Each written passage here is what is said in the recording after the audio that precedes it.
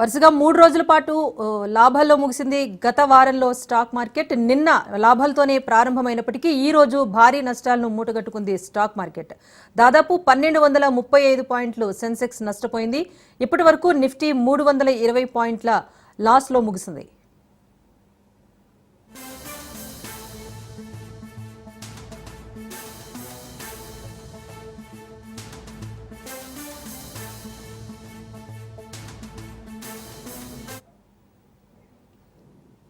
ఈ వారాన్ని శుభారంభంతో ప్రారంభించిన stock market నిన్న 20,000 మార్కుతో లాభాలతో దూసుకుపోయింది. అయితే ఈ రోజు 1235 పాయింట్ల వరకు కూడా నష్టపోయింది సెన్సెక్స్. అంతర్జాతీయంగా ప్రతికూల పవనాలతో స్టాక్ మార్కెట్ కాస్త ఒడిదుడుకులకు గురైంది.